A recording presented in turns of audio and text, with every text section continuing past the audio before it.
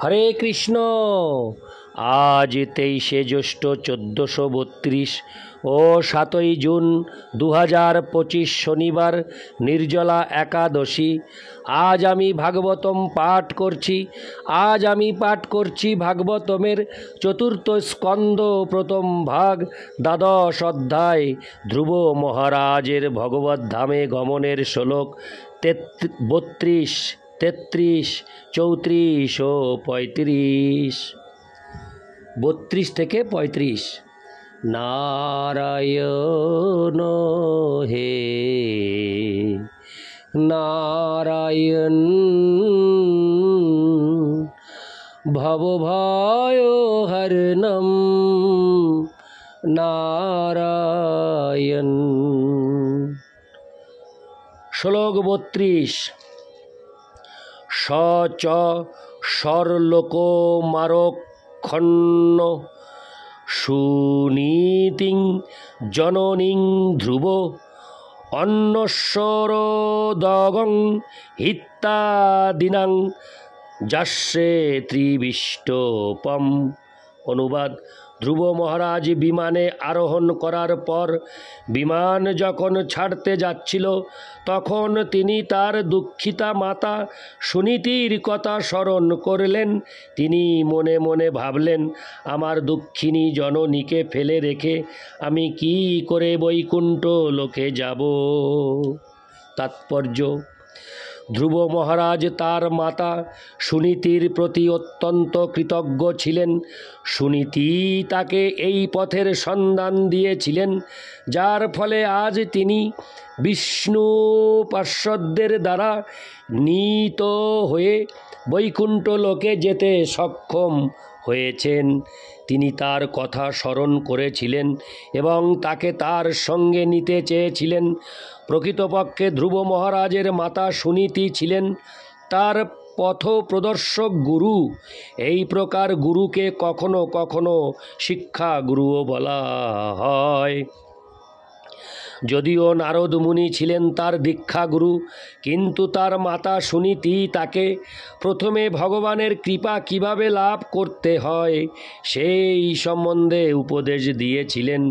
শিক্ষাগুরু এবং দীক্ষাগুরুর কর্তব্য হচ্ছে শিষ্যকে যথাযথভাবে উপদেশ দেওয়া। হরে কৃষ্ণ। উপদেশ দেওয়া এবং শিষ্যের কর্তব্য হচ্ছে যথাযথভাবে গুরুর আদেশ পালন করা। শাস্ত্রের নির্দেশ অনুসারে শিক্ষাগুরু এবং দীক্ষাগুরুর মধ্যে কোনো পার্থক্য নেই এবং সাধারণত শিক্ষাগুরুই পরবর্তীকালে দীক্ষাগুরু হন। সুনীতি কিন্তু একজন স্ত্রী হওয়ার ফলে এবং বিশেষভাবে তার মা হওয়ার ফলে ধ্রুব মহারাজের দীক্ষাগুরু হতে পারেননি, কিন্তু তা সত্ত্বেও তিনি তার প্রতি কৃতজ্ঞ ছিলেন। নারদ মুনিকে বৈকুণ্ঠ লোকে নিয়ে যাওয়ার কোনো প্রশ্নই ছিল না, কিন্তু ধ্রুব মহারাজ তার মায়ের কথা স্মরণ করেছিলেন। হরে কৃষ্ণ। পরমেশ্বর ভগবান যে পরিকল্পনাই করেন তা তৎক্ষণাৎ ফলপ্রসূ হয়। তেমনি ভগবানের কৃপায় সম্পূর্ণরূপে ভগবানের শরণাগত ভক্তও তার বাসনা পূর্ণ করতে পারেন। ভগবান তার ইচ্ছা হরে কৃষ্ণ ভগবান তার নিজের ইচ্ছা পূরণ করেন স্বতন্ত্রভাবে, কিন্তু ভক্ত তার ইচ্ছা পূরণ করেন কেবল ভগবানের উপর নির্ভর করে। তাই ধ্রুব মহারাজ তার মায়ের কথা স্মরণ করা মাত্রই বিষ্ণু দূতেরা তাকে আশ্বাস দিয়েছিলেন যে সুনীতি দেবীও অন্য আরেকটি বিমানে বৈকুণ্ঠ লোকে যাচ্ছেন। ধ্রুব মহারাজ মনে করেছিলেন যে তার মাকে পিছনে ফেলে রেখে তিনি একলাই বৈকুণ্ঠ লোকে যাচ্ছেন, যা মঙ্গলজনক হতো না, কারণ তার ফলে লোকেরা তার সমালোচনা করত যে যেই মা তাকে এত কিছু দিয়েছিল তাকে সঙ্গে করে না নিয়ে তিনি একলা বৈকুণ্ঠ লোকে যাচ্ছেন। কিন্তু ধ্রুব মহারাজ এও বিবেচনা করেছিলেন যে তিনি তো পরমেশ্বর নন, তাই শ্রীকৃষ্ণ যদি তার সেই বাসনা পূর্ণ করতেন তাহলেই তার পক্ষে তা সম্ভব হতো। শ্রীকৃষ্ণ সঙ্গে সঙ্গে তার মনের কথা বুঝতে পেরেছিলেন এবং তিনি ধ্রুব মহারাজকে বলেছিলেন যে তার মাও তার সঙ্গে যাচ্ছেন। এই ঘটনা থেকে প্রমাণিত হয় যে ধ্রুব মহারাজের মতো শুদ্ধ ভক্ত তার সমস্ত বাসনা পূর্ণ করতে পারেন ভগবানের কৃপায়। তিনি ঠিক ভগবানের মতোই হন এবং তার ফলে তিনি যা ইচ্ছা করেন তার সেই ইচ্ছা তৎক্ষণাৎ পূর্ণ হয়। ইতি শ্লোক 32। শ্লোক 33। ইতি ব্যবসিতং তস্য ব্যবসায় সুরোত্তমৌ দর্শয়ামাস তুর্দেবীং পুরো জানেন গচ্ছতিম। অনুবাদ: বৈকুণ্ঠলোকের দুই মহান ভগবত পার্ষদ নন্দ এবং সুনন্দ ধ্রুব মহারাজের মনের কথা জানতে পেরে তাকে দেখিয়েছিলেন যে তার মাতা সুনীতি অন্য আর একটি বিমানে তার পুরো ভাগে যাচ্ছেন। তাৎপর্য: এই ঘটনা থেকে প্রমাণিত হয় যে শিক্ষাগুরু অথবা দীক্ষাগুরুর কোনো শিষ্য যদি ধ্রুব মহারাজের মতো নিষ্ঠা সহকারে ভগবত ভক্তি সম্পাদন করেন তাহলে গুরুদেব অতটা উন্নত না হলেও তার শিষ্য তাকে ভগবত ধামে নিয়ে যেতে পারেন। যদিও সুনীতি ছিলেন ধ্রুব মহারাজের শিক্ষাগুরু, তবুও একজন স্ত্রী হওয়ার ফলে তিনি বনে যেতে পারেননি, এমনকি তিনি ধ্রুব মহারাজের মতো তপস্যাও করতে পারেননি। কিন্তু তা সত্ত্বেও ধ্রুব মহারাজ তার মাকে তার সঙ্গে নিয়ে যেতে সক্ষম হয়েছিলেন। তেমনি প্রহ্লাদ মহারাজও তার পিতা হিরণ্যকশিপুকে উদ্ধার করেছিলেন। মূল কথা হচ্ছে যে শিষ্য অথবা সন্তান যদি মহান ভক্ত হন তাহলে তিনি তার পিতা মাতা অথবা শিক্ষা অথবা দীক্ষা গুরুকে বৈকুণ্ঠলোকে নিয়ে যেতে পারেন। শিল ভক্তি সিদ্ধান্ত সরস্বতী ঠাকুর বলতেন, আমি যদি একজন আত্মাকেও ভগবত ধামে নিয়ে যেতে পারি তাহলে আমি মনে করব যে আমার উদ্দেশ্য সফল হয়েছে।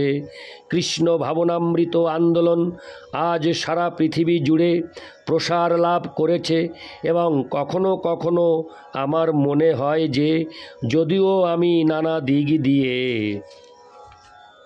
পঙ্গু, কিন্তু আমার একজন শিষ্যও যদি ধ্রুব মহারাজের মতো শক্তিশালী হয় তাহলে সে আমাকে বৈকুণ্ঠলোকে বহন করে নিয়ে যেতে পারবে। ইতি শ্লোক 33। শ্লোক 34। তত্র তত্র প্রশংসদ্ভি পথি বৈমানিকৈ শূরৈ অবকীর্য মানে দদৃশে কুসুমৈ ক্রমশ গ্রহান।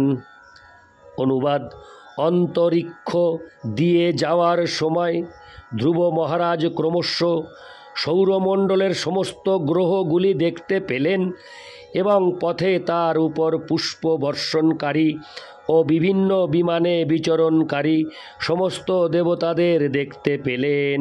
তাৎপর্য: একটি বৈদিক উক্তি আছে, যস্মিন বিজ্ঞাতে সর্বমেবং বিজ্ঞাতং ভবতি, অর্থাৎ পরমেশ্বর ভগবানকে জানার ফলে ভক্ত সব কিছু জানতে পারেন। তেমনি ভগবদ্ধামে যাওয়ার ফলে বৈকুণ্ঠ লোকের পথে অবস্থিত অন্য সমস্ত লোকের সম্বন্ধেও জানা হয়ে যায়। আমাদের মনে রাখা উচিত যে ধ্রুব মহারাজের দেহ আমাদের দেহ থেকে ভিন্ন। বৈকুণ্ঠ বিমানে আরোহণ করার সময় তার দেহ সম্পূর্ণরূপে চিন্ময় সুবর্ণবর্ণ হয়ে গিয়েছিল। কেউই জড় দেহ নিয়ে উচ্চতর লোকগুলি অতিক্রম করতে পারে না, হরে কৃষ্ণ, করতে পারে না।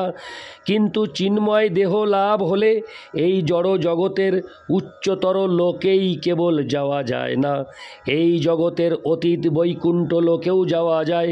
নারদ মুনি যে জড় জগৎ এবং চিদ জগতের সর্বত্র বিচরণ করতে পারেন সেই কথা সুবিদিত। এই কথাও মনে রাখা উচিত যে সুনীতি যখন বৈকুণ্ঠ লোকে যাচ্ছিলেন তখন তার দেহও চিন্ময় স্বরূপে রূপান্তরিত হয়েছিল। শ্রী সুনীতি দেবীর মতো প্রত্যেক মায়ের কর্তব্য হচ্ছে তার সন্তানদের ধ্রুব মহারাজের মতো ভক্ত হতে শিক্ষা দেওয়া। সুনীতি দেবী 5 বছর বয়সেই তার পুত্রকে শিক্ষা দিয়েছিলেন জড় বিষয়ের প্রতি অনাসক্ত হতে এবং বনে গিয়ে ভগবানের অন্বেষণ করতে। তিনি কখনো বাসনা করেননি যে পরমেশ্বর ভগবানের কৃপা লাভের জন্য তপশ্চর্যা না করে তার পুত্র আরামে গৃহে থাকুক। সুনীতি দেবীর মতো প্রত্যেক মায়ের কর্তব্য পুত্রের যথার্থ মঙ্গল বিবেচনা করে 5 বছর বয়স থেকেই তাকে ব্রহ্মচারী হওয়ার এবং পারমার্থিক উপলব্ধির জন্য তপস্যা করার শিক্ষা দেওয়া। হরে কৃষ্ণ, শিক্ষা দেওয়া। তার ফলে লাভ এই হবে যে পুত্র যদি ধ্রুব মহারাজের মতো একজন ভক্ত হতে পারে তাহলে কেবল সেই ভগবদ্ধামে ফিরে যাবে না, তার সঙ্গে তিনিও চিদ জগতে ফিরে যেতে পারবেন। যদিও ভগবদ ভক্তি সম্পাদনে তিনি কোনো রকম তপস্যা করতে সক্ষম নাও হন। ইতি শ্লোক 34। শ্লোক 35।